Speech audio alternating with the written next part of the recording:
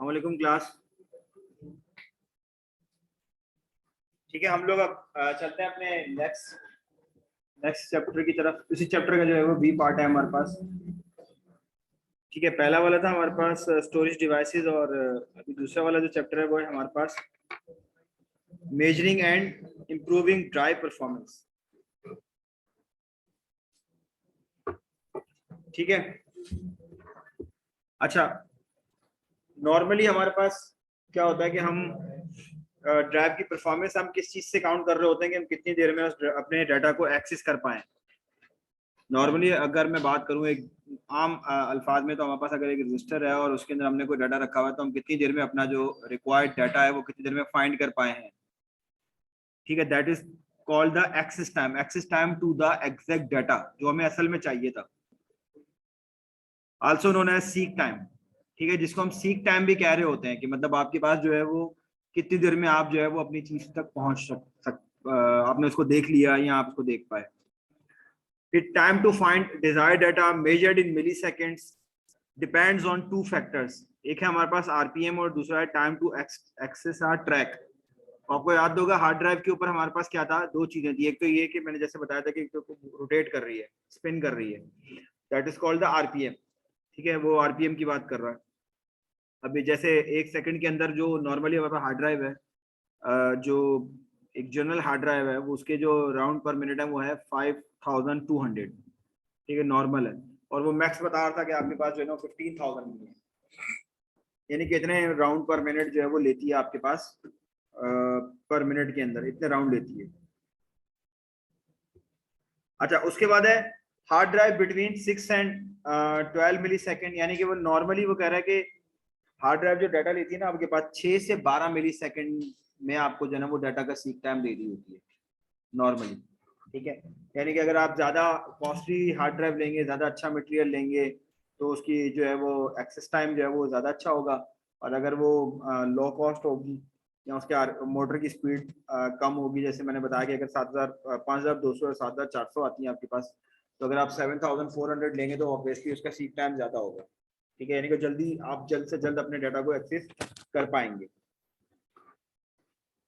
ठीक है, अब उसके बाद है C D between 80 and 80 millisecond, sorry 80 and 800 millisecond. तो हार्ड ड्राइव आपके पास कह रहा है कि 60 एंड 20 है, और सी डी तकरीबन आपके पास 80 एंड 800 मिली सेकेंड आ रही है आपके पास। ठीक है, आपके पास जो हम लोगों ने जब बात करी थी प्राइमरी मेमोरी की, सो एनीवन नोज, इसको याद है, sorry remember that what is the primary memory. We also have a primary memory, and today we are discussing about the secondary memory.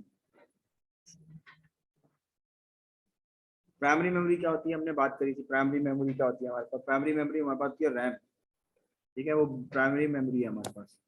ठीक है, और उसकी जो स्पीड है वो हम जो कैलकुलेट कर रहे थे वो हम नैनो सेकंड में कर रहे थे। ठीक है, लेकिन हम हार्ड ड्राइव की स्पीड किस में कैलकुलेट कर रहे हैं, मिली सेकंड में। तो उसको हम समझने के लिए एक चीज देख लेते हैं ताकि आपको थोड़ा सा क्लियरफाई हो।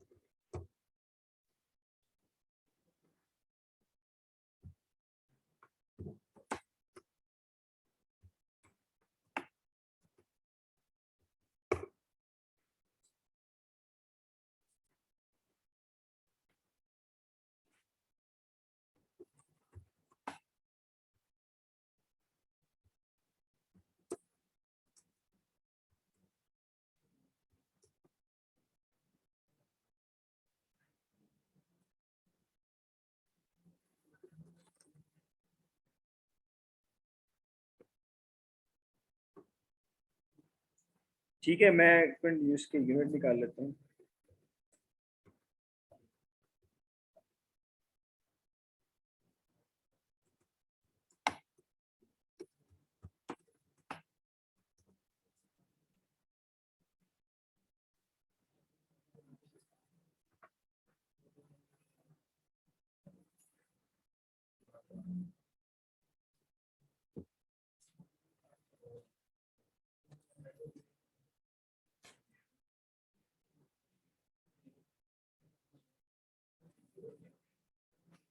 ठीक है, ये हमारे पास इमेज है।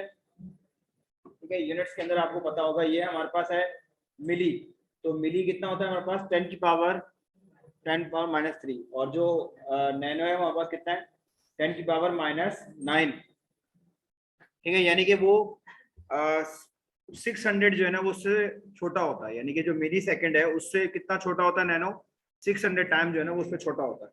यानी कि 10 की पावर -3 अगर हम बात करें तो वो हमारे पास कितना है मिली, और 10 की पावर -9 अगर हम बात करें तो वो कितना है हमारे पास नैनो है, यानी कि वो बहुत छोटा है, बहुत कम टाइम के अंदर, यानी कि 6 टाइम लेस जो है ना वो आपके पास क्या होता है वो एक्सेस कर सकते हो आप किसको, यानी कि अगर हम हार्ड ड्राइव की बात करें तो हार्ड ड्राइव से कितना फास्टर हुआ, 600 टाइम फास्टर क्या है हमारे पास रैम है। ठीक है, तो असल में कंपैरिजन करने की हमारे पास एक वजह शायद आपको याद होगा कि हमने वर्चुअल रैम भी पढ़ा था। ठीक है, जिसमें हम क्या करते हैं, हम हार्ड ड्राइव को एज आ क्या यूज कर रहे थे रैम के तौर पे, जब रैम भर जाती है तो हम क्या करते हैं हार्ड ड्राइव को यूज करते हैं। तो होता क्या है कि वो यहाँ पे ये सवाल भी पैदा होता है कि why we are using RAM, तो क्यों, क्योंकि रैम की स्पीड ज्यादा है, हार्ड ड्राइव की स्पीड कम है, और रैम से भी अगला एक और चीज है हमारे पास प्रोसेसर, प्रोसेसर की स्पीड इन सबसे ज्यादा है। तो हमने ये पहले भी डिस्कस किया था कि जो हमारा प्रोसेसर है उसकी जो रीडिंग पावर वो इतनी ज्यादा है, वो इतनी जल्दी कैलकुलेशन करके देता है कि रैम भी उसको उतना डाटा प्रोवाइड नहीं कर पाती। ठीक है, यानी कि स्टोरेज डिवाइसेस जो है ना वो हमारे पास इतनी फास्ट नहीं है जितना फास्ट हमारे पास सीपीयू है हमारा। ठीक है, तो ये हमारे पास यहाँ पे क्या है वर्चुअल रैम का भी कॉन्सेप्ट आ रहा है हमारे पास, कि जब हमारे पास अगर हम वर्चुअल रैम की बात करते भी हैं तो वर्चुअल रैम की बात करने के बाद हमारे पास एक प्रॉब्लम ये भी आता है कि वर्चुअल रैम पे रैम तो हमारे पास फास्ट है लेकिन वर्चुअल रैम हमारे पास स्लो आ रही है। तो आपका काम तो चल रहा है, स्टोरेज का काम तो हो रहा है, लेकिन आपका सिस्टम क्या हो रहा है वो स्लो हो रहा है। अगर ऐसा होता तो हम रैम लगाते ही नहीं, हम तो हार्ड ड्राइव ही यूज कर लेते, लेकिन हार्ड ड्राइव क्या करती है उससे इतना फास्ट और क्विक डाटा एक्सेस नहीं हो सकता प्रोसेसर के ऊपर, उसको फास्ट डाटा एक्सेस चाहिए होता है। ठीक है, डाटा ट्रांसफर रेट है फिर हमारे पास कि कितनी देर में डाटा जो है ना हमारा ट्रांसफर हो रहा है, how fast data can be read, कितनी जल्दी आप रीड कर सकते हैं। ठीक है, मेजर्ड इन बिट्स पर सेकंड और बाइट्स पर सेकंड। ठीक है, छोटा वाला बिट्स है, बड़ा वाला बाइट्स है। ठीक है, hard drive ranges from 15 to 150 megabytes पर सेकंड। ठीक है, तो आप एक चीज यहाँ पे और भी है, शायद हमने पहले भी बात करी थी कि जो स्टोरेज है उसके लिए हमेशा बाइट्स यूज होता है। ठीक है, बिट्स नहीं होता, कम्युनिकेशन के लिए हमेशा बिट्स यूज होता है, बाइट्स यूज नहीं होता। ठीक है, CD ROMs depend on X factor 24x CD transfer 24 multiply by 150 kilobytes, floppy disk transfer at 45 kilobytes per second. तो वो उसकी स्पीड की बात कर रहा है कि 24x इसकी स्पीड ज्यादा है। ठीक है, और उसकी अगर वो जैसे 24x है तो जितनी ज्यादा उसकी स्पीड बढ़ती जाएगी उतना ज्यादा वो कह रहा है कि उसका एक्सेस भी बढ़ता रहेगा।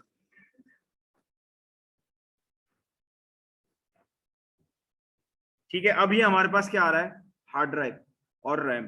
तो हम यहाँ पे क्या बात कर रहे हैं, हम यहाँ पे वर्चुअल रैम की बात कर रहे हैं कि हमारे पास अगर हम वर्चुअल रैम यूज करते हैं हार्ड ड्राइव को तो उसमें हमारे पास क्या चीजें आ रही है। देखो ये इसमें जैसे अब ये कह रहा है कि 5 मेगाबाइट जो है ना वो 0.25 सेकंड के अंदर जो है ना वो जो हार्ड ड्राइव से डाटा कहाँ जा रहा है रैम के ऊपर, लेकिन रैम के ऊपर जो ट्रांसफर रेट है वो इसका ट्रांसफर रेट क्या हुआ 20 MB पर सेकंड। यानी कि अगर हमें 20 MB ट्रांसफर करना है हार्ड ड्राइव से रैम के ऊपर तो उसका ट्रांसफर रेट क्या बता रहा है वो हमारे पास तकरीबन 20 MB पर सेकंड। तो आपके पास जो रैम से हार्ड ड्राइव पे जो डाटा ट्रांसफर होता है या हार्ड ड्राइव से रैम पे जो ट्रांसफर होता है वो 20 मेगाबाइट्स पर सेकंड होता है। ठीक है, बाइट्स में आता है, बिट्स में नहीं आता।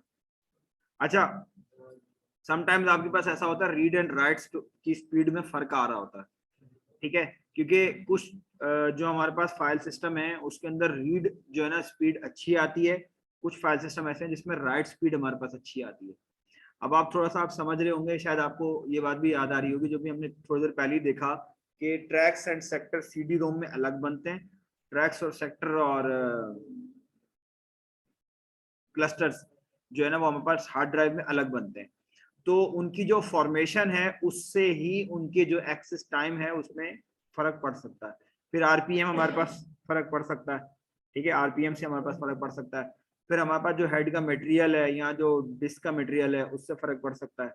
ठीक है, और भी बहुत से फैक्टर्स हैं इसमें इन्वॉल्व हैं, लेकिन हम उन फैक्टर्स की बात कर रहे हैं जो फैक्टर्स अभी हमने देखे हैं। ठीक है, उसके बाद है हमारे पास now here one question comes to all of you. ठीक है, डिस्क ऑप्टिमाइजेशन आ गया हमारे पास कि handled by operating system tool, run time disk maintenance है, optimisation should be run monthly. So I think वो आगे जाके आ रहा है तो वहीं हम पूछ लेंगे। ठीक है, तो ऑपरेटिंग सिस्टम इसको खुद ही हैंडल करता है उसकी ऑप्टिमाइजेशन को, तो उसके कुछ टूल भी हैं जो हम आगे जाके बात करेंगे। रूटीन डिस्क मेंटेनेंस है हमारे पास कुछ, और उसके बाद है optimisation should be run monthly. तो मतलब ऑप्टिमाइजेशन वो कह रहा है कि आपको जो है ना मंथली रन करनी चाहिए। अच्छा, विंडोज 10 से पहले तो ये सब मैनुअली करना पड़ता था, लेकिन विंडोज 10 में ये कि वो खुद ही ऑटोमेटिक रन कर रही होती है। ठीक है, क्लीन अप अननेसेसरी फाइल, जो कि अननेसेसरी फाइल है उसको आप क्लीन अप करने से ज्यादा बेहतर है, क्योंकि उससे लोड पड़ेगा आपके हार्ड ड्राइव के ऊपर। Delete temporary files, uninstall unused programs. ठीक है, जो अनयूज्ड प्रोग्राम है उनको अनइंस्टॉल कर दें, और डिलीट ऑब्सोलीट डाटा फाइल्स, उनको ऑब्सोलीट कर दें। ये आपके पास क्या ऑप्टिमाइजेशन है परफॉर्मेंस की। Files should be cleaned weekly. ठीक है, नहीं वो वाली ये चीज, उस तरफ नहीं जा रहे हम।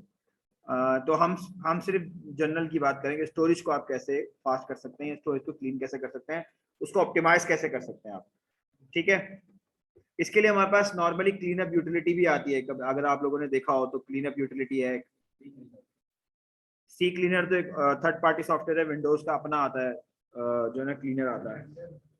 नहीं, हम एंटीवायरस या वायरस की कोई बात नहीं कर रहे अभी।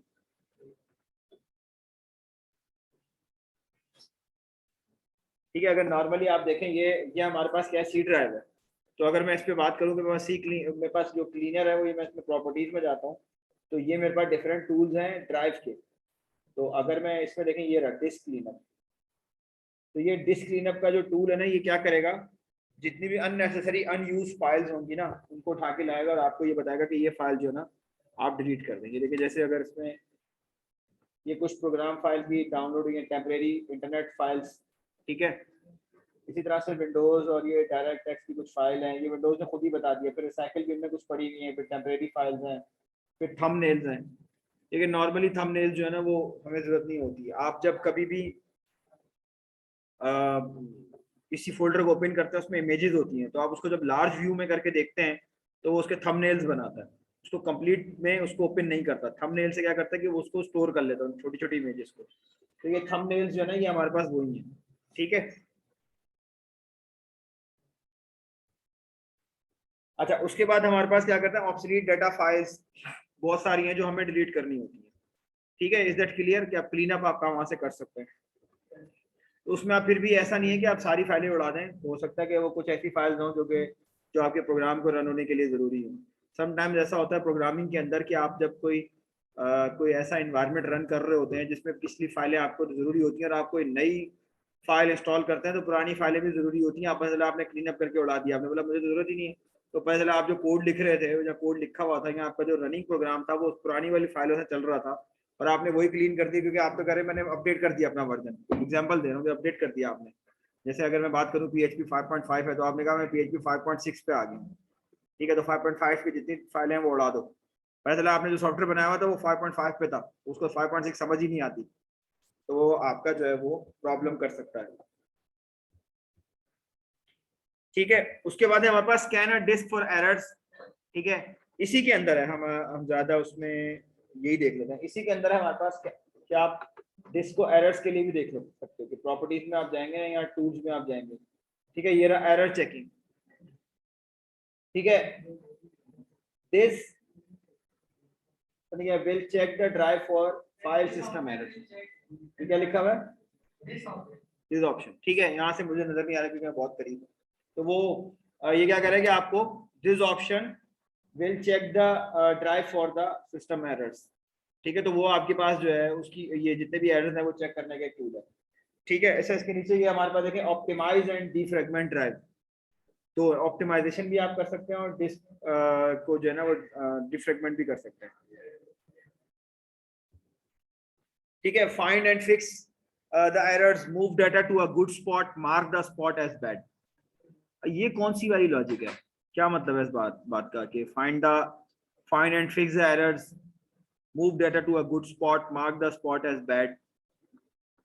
आपने अक्सर नाम सुना होगा, जब कभी आपके पास हार्ड ड्राइव होती है तो आप कहते हैं कि यार बैड सेक्टर्स आ गए इसमें।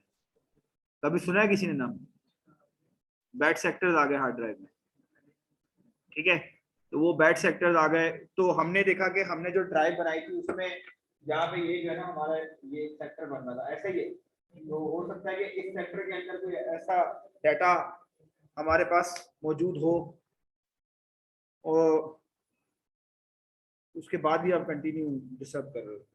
ठीक है, उसके बाद हमारे पास ये क्या, हमारे पास क्लस्टर, ठीक है, और सॉरी क्लस्टर नहीं है, हमारे पास सेक्टर है।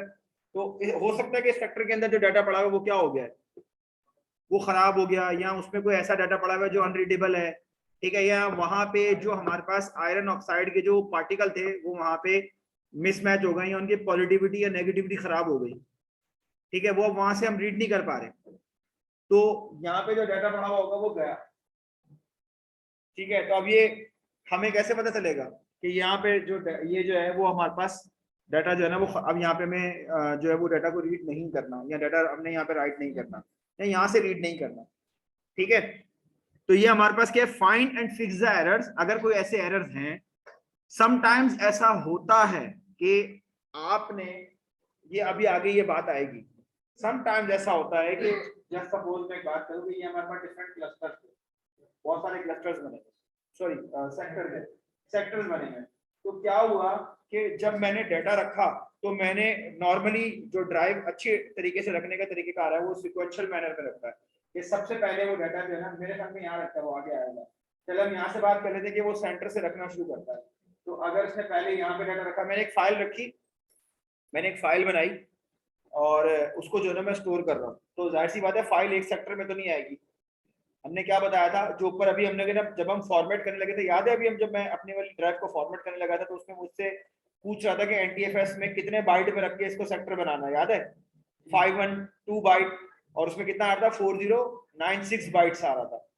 तो अगर मैं वो वाली बात करूं तो फिर इसका मतलब ये है कि ये एक सेक्टर कितने का हो गया, 4096 बाइट का, या फिर मैं कह सकता हूं कि ये 4 मेगाबाइट का हो गया ना। ठीक है, तो 4 MB का एक हो गया। तो एग्जांपल देता हूँ कि मैंने एक फाइल बनाई जो कि मेरे पास कितने है, 12 MB की, चले 12 नहीं है, 12 पे केस नहीं बनेगा, 14 MB कर लेता हूँ। तो 4 MB यहाँ पे आ गया, 4 यहाँ पे आ गया, 4 यहाँ पे आ गया, कितना हो गया, 12 हो गया। और यहाँ पे कितना आ गया, 2, बाकी का 2 किधर गया, अनयूज्ड है ना। ठीक है, तो मेरे पास अनयूज्ड हो गया, तो ये मेरे पास जाया हो गया। अब हुआ ये, एग्जांपल दे रहा हूँ कि इन सम सिनेरियो मैंने उस फाइल को डिलीट किया, या मैंने उस फाइल को मूव किया। मूव करने में भी होता है ना कि पुराना वाला डाटा उठा के वो नई जगह पे शिफ्ट कर देता है। ठीक है, यहाँ मैंने उसको डिलीट कर दिया, तो उसने क्या किया, उसने इन सबको डिलीट कर दिया, इसको नहीं किया। अब इसका कोई अता पता ही नहीं है क्या पड़ा हुआ है ये।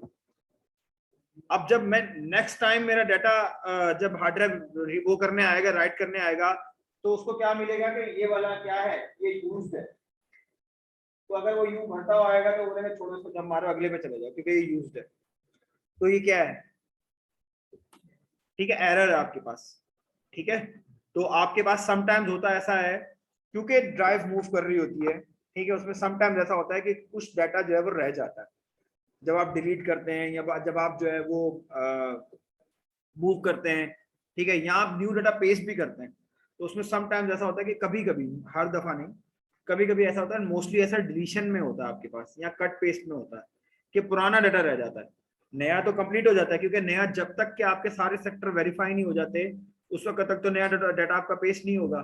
तो समटाइम्स कभी कभी कभी, अभी तो नहीं, खैर तो विंडोज 10 में तो ऐसी कोई प्रॉब्लम नहीं आई, लेकिन उससे पहले आपको याद होगा विंडोज 7 या विंडोज 6 में उसमें विस्टा में अगर हम बात करें, या 8 में, क्या आपका डाटा पूरा कॉपी होता है लेकिन चलता नहीं है? कभी हुआ किसी के साथ ऐसा? आपकी पूरी फाइल कॉपी हो गई, पूरी जगह भी घेर ली, लेकिन चल नहीं रही। इवन मेरे खुद, मैं अपने पास में अभी आपको दिखाऊंगा, मेरे पास एक फाइल पड़ी है वो डिलीट ही नहीं हो रही। नहीं, वायरस नहीं है, मैंने ही फोल्डर बनाया था, उसमें इमेजेस थी। ठीक है, मगर वो डिलीट नहीं हो रही। ठीक है, उसको मैं डिलीट, अब मैं नॉर्मली वो एक छोटी सी फाइल, वो है फोल्डर है, उसमें एक छोटी सी फाइल पड़ी है, तो मुझे कोई मसला, मतलब पड़ी तो पड़ी रहे, कौन उसके लिए टाइम निकाले उसको कैसे जो डिलीट करना है, पड़ी हुई तो पड़ी रहने दो। तो वो वैसी पड़ी हुई है, तो वो डिलीट नहीं हो रही। 2 फाइलें हैं, वो 2 फोल्डर हैं सॉरी, और उसमें 2 कोई टैम्प की फाइलें हैं, वो किसी काम की नहीं है, कहीं भी हो सकता है। हाँ तो वो हो सकता है कि वो उस डाटा को रीड ना कर पाए, उसका कोई इसको पता नहीं चला। देखो यूएसबी में तो वायरस होगा, क्योंकि यूएसबी के फॉर्मेशन तो अलग है, क्योंकि यूएसबी को तो फॉर्मेट मार सकते हो, फॉर्मेट मार दो उसको। मैं मेरे पास डाटा जो है ना, असल में मेरे पास डाटा जो पड़ा हुआ है ना वो सी ड्राइव में पड़ा हुआ है, मैं सी ड्राइव को फॉर्मेट नहीं मार सकता। अच्छा, मैं अपना नहीं कर पा रहा। अच्छा, क्योंकि उसके लिए जाहिर सी बात है देखना पड़ेगा। I know the solution but I don't have a time. अच्छा अच्छा, यहाँ तक क्लियर है? अब समझ में आ रहा है कि हो क्या रहा है, ये सब कहाँ पे जाके एरर्स आते हैं, हमें क्यों रिमूव करने पड़ते हैं, हमें ऑप्टिमाइजेशन क्यों करनी पड़ती है, हमें मेंटेनेंस क्यों करनी पड़ रही होती है। अच्छा, इसके अंदर ही हमारे पास क्या आ रहा है, इसके अंदर हमारे पास क्या आ रहा है, mark the spot as bad. अब अगर जस्ट सपोज मैं कह रहा हूँ कि ये वाला जो एरिया है वो खराब हो गया, तो उसको स्पॉटेड कर देगा कि ये बैड सेक्टर में आ गया। तो आपने अक्सर कभी अगर कभी किसी ने हार्ड ड्राइव सही करवाई हो, तो वो अगर जाता है हार्ड ड्राइव सही कराना, तो वो कहता है कि भाई आपके पास 4 GB की हार्ड ड्राइव थी, ये लो अब 2 GB रह गई है। ऐसा हुआ किसी के साथ? नहीं।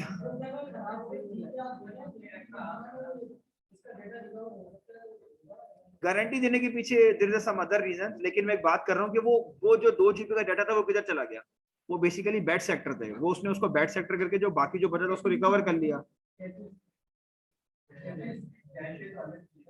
कैशे तो नहीं है, कैशे अलग चीज है, लेकिन मैं बता रहा हूँ कि बैड सेक्टर्स आपके पास आ सकते हैं, क्योंकि आयरन उसमें उसमें देखें वो है आयरन ऑक्साइड है, तो वो खराब भी हो सकता है। ठीक है, तो वो खराब हो जाता है, जैसे आपकी डिवाइसेस खराब हो जाती हैं।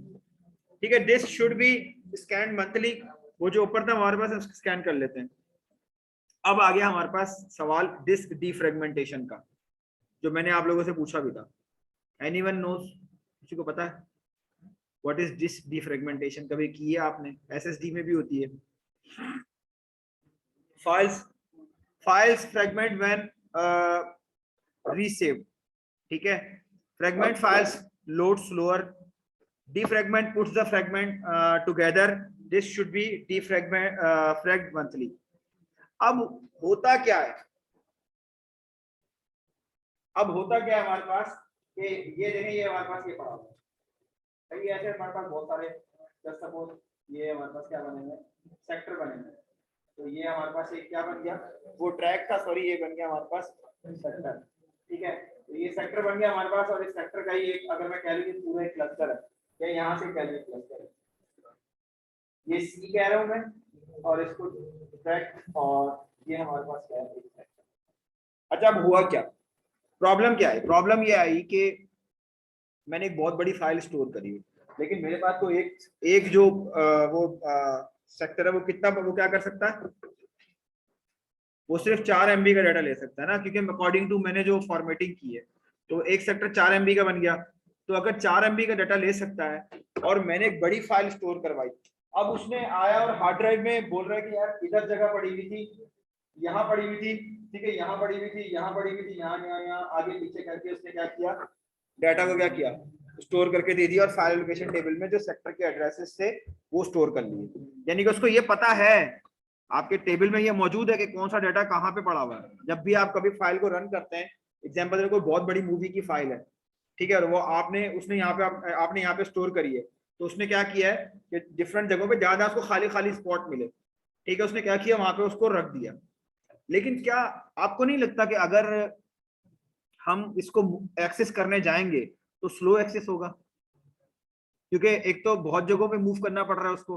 ठीक है, अब आपका हेड और जो डिस्क है वो आपके पास काफी जगहों पे मूव हो रही है। मैं अगर मैं खुद भी पेन से भी मैं मार्क कर रहा था, मार्कर से सॉरी, तो मुझे भी आगे पीछे जो है वो हैंड करना पड़ रहा था, और अगर मैं डायरेक्ट कर रहा होता तो बहुत आसानी से हो जाता, फास्ट हो जाता। तो पहले यहाँ जाएगा, फिर यहाँ जाएगा, फिर आप पता नहीं चले इसके बाद इस कॉर्नर में दूसरा वाला जो है ना हिस्सा रखा हो, फिर तीसरा वाला इधर रखा हो, चौथा इधर, पांचवा इधर, तो क्या होगा, आपका एक्सेस टाइम क्या हो गया, स्लो हो गया। ठीक है, सीक टाइम आपका कम हो गया, आपको बहुत देर में जो है ना वो देखने को चीज मिल रही है। तो आप क्या करते हो, आप फ्रेगमेंट करते हो उसको। फ्रेगमेंट करने से क्या होता है कि वो क्या करता है कि जो आपके जितने भी यूज्ड सेक्टर्स हैं जहां जहां पे डाटा पड़ा हुआ है और जिस जिस फाइल का डाटा पड़ा हुआ है उन सबको जो क्या करता है एक साथ करता है। अच्छा, इसमें कुछ एमपीटी भी होंगे, कुछ ऐसे भी होंगे जो खाली पड़े हुए हैं जिनमें कुछ है ही नहीं, या बाद में किसी ने फाइल डिलीट करी तो वो बीच बीच में से, मैं छोटी छोटी फाइलें थी, एग्जांपल कर रहा हूँ, छोटी छोटी फाइलें मैं डिलीट करता था बाद में, और वो जो है ना बीच में गैप्स बनते गए, क्योंकि अगर 4 MB की मैंने एक फाइल सेव करी तो वो यहीं आएगी ना, फिर एक और 4 MB की करी, फिर 4 MB की करी, तो मैं उसमें से एक डिलीट कर दी, 2 छोड़ दी, तो 2 इधर उधर वाली जो है वो डाटा पड़ा हुआ बीच में खाली है। तो डिफ्रेगमेंटेशन बेसिकली क्या करती है, ठीक है, डिफ्रेगमेंटेशन बेसिकली क्या करता है कि आपका जितना भी डाटा है जो कि यूज्ड है, ये टू वाला यूज्ड है, इसमें कुछ बैक सेक्टर में बता रहा होता है, कुछ हुआ है, तो वो सबको क्या करता है, नहीं सेट कर देता है। यानी कि आपकी ड्राइव के ऊपर या तो उसको सेंटर से, अगर वो ड्राइव आपकी सेंटर से चल रही है या एजेस से चल रही है, अगर एजेस से चल रही है तो एजेस पे आपका हेड, अगर एजेस से मूव करता है, एजेस से मूव करता है इनसाइड, अगर इनसाइड से मूव करता है outside, it depend upon head और technology whatever they are using. तो उसके अकॉर्डिंगली वो क्या करता है कि जहां से हेड आपका फास्ट एक्सेस कर सकता है ना, उसके साइड पे जो है ना वो कर देता है कि सारे जितने भी यूज सेक्टर है ना वो हेड से नजदीक हो जाए। अब वो उसी रहते तो सेंटर में ही है, और जो खाली वाली स्पेस है ना वो दूर कर देता है और वो खाली कर देता है, यानी कि उसमें वो उस जगह पे जो है ना वो कोई चीज होती नहीं है। अगर एग्जांपल दूं मैं कि अगर मैं डिफ्रैगमेंट करता हूँ अपने डिस्क को तो वो ऐसे हो जाएगी। ये अभी इस वक्त जो है ना मेरे पास एक डिस्क है, अगर मैं इसको, जब इस मेरे पास में डाटा जो है वो अनगैदर पड़ा हुआ था, जब मैंने इसको डिफ्रैगमेंट कर लिया तो ये क्या करेगा कि ये सारा डाटा यहाँ यहाँ यहाँ आ जाएगा। अब ये वो पीछे वाला जो है खाली पड़ा हुआ है, अब उसको पक्का पता है, बेहतरीन पता है कि भाई ये पीछे वाली पूरी फाइल जो है ना खाली पड़ा हुआ है सेक्टर सीरीज वाइज या क्लस्टर वाइज कर ले, तो क्लस्टर वाइज वो बता देगा कि भाई ये वाले क्लस्टर जो है ना प्रॉपरली ऑर्डर में, ये प्रॉपर ऑर्डर नजर आ रहा है ना अब आपको, ये प्रॉपरली यूज हुआ हुआ है, ठीक है, और ये वाली जगह जो है वो आपके पास क्या है, खाली है। क्लियर। अब अगर ऊपर वाली जगह को वो फिल करना शुरू करेगा तो बहुत स्पीडीली फिल कर सकता है, अंदर वाले डाटा को अगर रीड करना शुरू करेगा तो बहुत फास्ट हम उसको जो है ना वो एक्सेस कर सकते हैं। ठीक है, is that clear? So that is the purpose why you are doing defragmentation. ठीक है, फ्रेगमेंट हो जाते हैं, फ्रेगमेंट का मतलब क्या होता है, अलग कर लेना, डीफ्रेगमेंटेशन करना उनको मतलब वापस से उनको जोड़ देना। फिर फाइल कंप्रेशन है हमारे पास, अभी आपने देखा था कि हमारे पास एक ऑप्शन आया था फाइल कंप्रेशन का, कि आपके पास जो फाइल्स हैं हम उसको क्या करें, कंप्रेस कर दें। Shrink the size of a file, take up less space on disk, reduce a disk performance, will increase disk capacity, जिसके लिए हमारे पास pkzip, winzip and winrar जो है ना वो हमारे पास यूज होते हैं। अच्छा, वैसे तो ये टेक्निकल टर्म है, लेकिन होता ये है कि बेसिकली वो उसको एक ऐसे छोटे नंबर से मल्टीप्लाई करके 2-3 नंबर ऐसे निकाले थे कि जिसका सम जो है ना वो आपके पास वही नंबर निकलेगा। बेसिकली एक फाइल आपके पास जो पड़ी हुई है वो क्या है, बेसिकली क्या है, अगर हम कंप्यूटर लैंग्वेज में बात करें तो हमें जो नजर आ रहा है, हमें क्या है, बेसिकली क्या है, नंबर्स। अच्छा, मैं आपको एक बात करता हूँ, मैं आपसे कह रहा हूँ कि एग्जांपल देता हूँ कि 10 मल्टीप्लाई बाय 10 एग्जांपल दे रहा हूँ, तो 10 और 10 तो दो छोटे छोटे अल्फाज हैं, अगर दोनों को मल्टीप्लाई करेंगे तो क्या बनेगा, 100 एक बड़ा लफ्ज बन जाएगा ना, बड़ा सॉरी बड़ा न्यूमेरिक वैल्यू आ जाएगी। तो सेम लाइक ऐसी है, अगर मैं 10 की पावर 10 कर दूं, वो छोटे छोटे से वैल्यू है मेरे पास, 10 की पावर 10 बस, और अगर मैं उसकी वैल्यू निकालने जाऊंगा तो कितनी बन जाएगी, 10 की पावर 10, तो कितनी बड़ी वैल्यू आ गई ना। तो सेम लाइक इसी तरह से एक कंप्रेशन भी कर रहा होता है हमारे पास, असल में तो ये नंबर वैल्यूज हैं, ये इनको इस तरह से कंप्रेस करता है कि वो एक छोटी वैल्यूज बन जाती हैं। फिर उनको जब आप उनको जो है वो वापस से उसको डीकम्प्रेस करते हैं, ठीक है, तो वो क्या करता है कि उनको डिवीजन करके वापस आपको नंबर ला के दे देता है। ठीक है, तो ये हमारे पास डिफरेंट फॉर्मेट है, विनरार है, विनजिप है, पीकेजिप है, बहुत सारे हैं। ठीक है,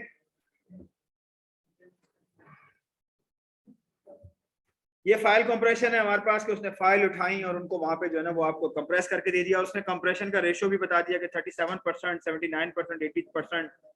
कुछ फाइलें जो है वो देखें, यहाँ पे आपको रेशियो नजर आ रहा होगा, कुछ ज्यादा कंप्रेस हुई है, कुछ जो है वो कम कंप्रेस हुई है। अच्छा, ऊपर वाली जो फाइल है ना 37% कंप्रेस हुई है, क्यों, क्योंकि पीडीएफ ऑलरेडी कंप्रेस्ड होता है, कंप्रेस्ड फॉर्मेट होता है पीडीएफ। ठीक है, आप कभी भी देखें, अगर आप एक वर्ड की फाइल है 1 MB की, उसको पीडीएफ में कन्वर्ट करेंगे तो वो ½ MB हो जाएगी, कम हो जाती है। तो पीडीएफ जो है ना वो ऑलरेडी कंप्रेस्ड है आपके पास। Interface, how the device is connected, drive controller allow transfer to data, dictate transfer rate and access time. Interface क्या है हमारे पास, इंटरफेस हमारे पास बेसिकली, जैसे मैं बात करूं कि एग्जांपल में आपसे बहुत आसान सी एग्जांपल में देता हूं, ये आपको ये क्या बताना चाह रहा है, इससे आपको क्या अंदाजा होगा कि आप यहाँ पे एक यूएसबी कनेक्टर लगा रहे हैं, mini USB, that's called mini USB, mini USB कहते हैं उसको, ठीक है। तो मिनी यूएसबी आप यहाँ पे लगा सकते हैं, हाँ माइक्रो है, मिनी से थोड़ी सी बड़ी होती है, ठीक है, वो पुरानी पहले आया करती थी पिछले फोन में, वो थोड़ी सी बड़ी होती है, ठीक है। तो ये हमारे पास ये क्या है, मिनी यूएसबी। तो ये इसका आपको कैसे पता चला कि यहाँ मिनी यूएसबी लगेगी, क्योंकि इसका इंटरफेस बता रहा है आपको, ठीक है। आपने इंटरफेस देखा, आपने कहा अच्छा ये इंटरफेस है, तो इट्स मीन दैट कि यहाँ पे मिनी यूएसबी लगेगी। अगर मैं इसी तरह से आपको ये अगर इंटरफेस बता रहा हूँ, ये वाला इंटरफेस, ये देखें ये इंटरफेस है, तो इसको देख के आपको क्या पता चल रहा है कि यहाँ पे तार नहीं, RJ45 का कनेक्टर लगेगा, ठीक है। RJ45 का कनेक्टर क्या है, ये तो टेक्निकल लैंग्वेज में कह रहा हूँ, तो आप कह लेंगे ईथरनेट केबल का कनेक्टर लगेगा, आम अल्फाज में अगर हम बात करें। तो आपको कैसे पता लगा कि भाई यहाँ पे ईथरनेट का केबल लगेगी, उसको देख के, बचपन से नहीं पता, ठीक है, इंटरफेस देख के आपने बताया, सही है। तो आपने उसका इंटरफेस देखा और उस इंटरफेस को देखने के बाद आपको अंदाजा हुआ। इसी तरह से अगर यहाँ पे ये इसको देखकर आपको इसका इंटरफेस देख के समझ में आ रहा है ना, जैसे मैं आपका चेहरा देख के बता पा रहा हूँ ये फरजाद है और ये जो असजद है, रहने दो, ठीक है, समझ रहे ना इंटरफेस क्या होता है। तो सेम एज इट इज हमारे पास जो ड्राइव्स हैं इनका इंटरफेस है। अगर मैं पोर्टेबल ड्राइव की बात करूंगा तो उसको इसका इंटरफेस क्या है, यूएसबी, क्योंकि वो यूएसबी के थ्रू हॉट स्वैपेबल है, ठीक है। इसी तरह से अगर मैं बात करूंगा जो इंटरनल लगती हैं, जो these are not hot swappable, so उनके इंटरफेसेस क्या हैं जो पहले आया करते थे, उसमें आईडीई है हमारे पास, ठीक है, EIDE है, ठीक है, इंटीग्रेटेड ड्राइव इलेक्ट्रॉनिक्स, फिर उसके बाद है इनहेंस EID, फिर उसके बाद जो आया वो आटा, ठीक है, ATA एडवांस टेक्नोलॉजी अटैचमेंट, ये इंटरफेसेस हैं। आप कभी भी जाएं, अगर मैं आपको उसमें मौका मिले तो मैं इंटरनेट पे आपको दिखाऊंगा कि what is the difference between these interfaces, ठीक है। फिर उसके बाद है हमारे पास यू हैव 2 डिवाइसेस पर controller, most computer have 2 EIDE controller, यानी कि एक जो IDE कंट्रोलर है उसके ऊपर आप कितनी डिवाइसेस लगा सकते हो, 2। इसमें बात कर रहा है, इसमें एआटा में, ठीक है। तो अगर आपके पास कंप्यूटर है तो आप उस पर कितनी ड्राइव लगा सकते हैं, 2 ही लगा सकते हैं। डेस्कटॉप जिसके पास है ना वो 2 लगा सकता है, 2 से ज्यादा का कंट्रोलर संभाल नहीं सकता ड्राइव। एक उसके में आपके पास जो है वो कभी किसी ने अगर उसमें जंपर लगाया हो तो जंपर के अकॉर्डिंगली एक जो होता है वो आपके पास सेकंड प्राइमरी में सेट होता है और एक जो है आपके पास सेकेंडरी में सेट होती है, ठीक है। वो अगर आप उसको निकालेंगे तो उसमें होता है, लेकिन साटा ने ये रिमूव कर दिया था इसके बाद वाले, ये आटा की बात कर रहा हूँ मैं, ये आटा जो है ना IDE उसकी बात कर रहा हूँ, उसके बाद आया था साटा, साटा ने रिमूव कर दिया था, ठीक है। साटा बेसिकली कहते हैं सीरियल एडवांस टेक्नोलॉजी अटैचमेंट, साटा, ठीक है। ये न्यू है उसके मुकाबले में, आटा EID का जो है ना वो हमारे पास इसकी रिप्लेसिंग है, और ये फास्ट है और आसान है इस्तेमाल करने में। क्यों इस्तेमाल आसान है, जंपर केबल नहीं, उससे भी आसान क्या है, USB, ठीक है, ठीक है। स्मॉल कंप्यूटर सिस्टम इंटरफेस है हमारे पास, higher transfer rate than EIDE, more than 40 devices per SCI controller. Computer may have several SCI control, many versions exist, versions are typically incompatible, found in servers and workstation. SCSI पे वो कह रहा है 40 डिवाइसें लग सकती हैं, लेकिन उसकी जो है बाकी चीजें महंगी होती है, जैसे हो सकता है कनेक्टर महंगे हो सकता है उसकी डिवाइसेस महंगी हो, कंपैटिबिलिटी महंगी हो, और फिर बोर्ड में उसका कंट्रोलर महंगा हो, तो इसलिए वो होम यूजर में नहीं आते। होम यूजर में हमेशा जो चीजें आती है ना वो सस्ती होती है, याद रखिएगा, ठीक है। फिर ये USB फायरवेयर एक्सटर्नल ड्राइव है, transfer rate is limited, many devices can be connected. ये एक तरह से वो आपको बता रहा है कि फायरवेयर है, और उसमें फायरवेयर बेसिकली USB और फायरवेयर जो है ना वो एक जैसी है, ये उसका इंटरफेस है एप्पल का, ठीक है। वो लोग फायरवेयर यूज करते हैं, USB जो है वो हमारे पास जनरली यूज होता है, ठीक है। तो अब इसमें हम वो देखते हैं कि जो मैं कह रहा था कि हमारे पास इंटरफेसेस हैं, तो अगर हम इंटरफेसेस की बात करें तो हमारे पास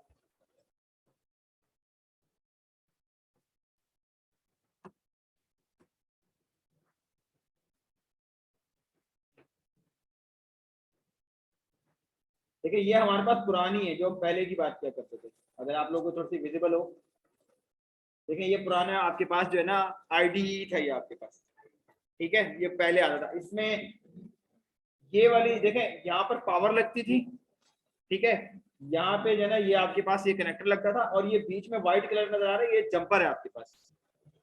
इस जंपर, 4 जंपर होते थे जिससे आप जो है ना वो उसको सिलेक्ट करते थे। उसके ना उसके ऊपर यहाँ पे ये देखें, यहाँ कहीं पे ना इन जंपर की वो भी दी होती थी क्लासिफिकेशन, कि अगर स्टेट में यहाँ पे लगा होगा तो सेकेंडरी होगा, प्राइमरी होगा, आटा होगा, यहाँ पर उसके अंदर internal as a portable use करना है, तो वो सारे इसमें जंपर केबल होती थी। ठीक है, ये देखें ये हमारे पास इसकी ये इमेज आ रही है।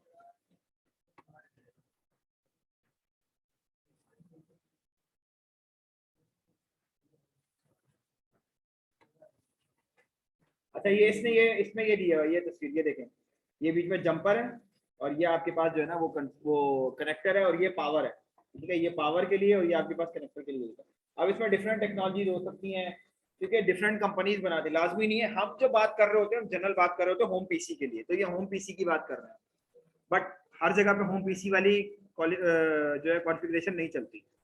हो सकता है अकॉर्डिंग टू देयर रिक्वायरमेंट उन्होंने उसके अकॉर्डिंगली बनाया हो। जंपर केबल हो ही ना होगा, भाई ये जंपर केबल हमें चाहिए ही नहीं, तो ऊपर वाले में वो होगा। अगर किसी को सर्वर्स बनवा रहे हैं कि बहुत ज्यादा, तो कह रहे हैं हमें क्या जरूरत है जंपर केबल की, हमें तो डायरेक्ट चाहिए जो जिसके अंदर बिल्ट इन जो है ना वो सेकेंडरी का ऑप्शन, तो कॉस्ट कम हो गई, जगह भी कम हो गई, उसके अकॉर्डिंगली चल रहा होगा। अच्छा, इसमें साटा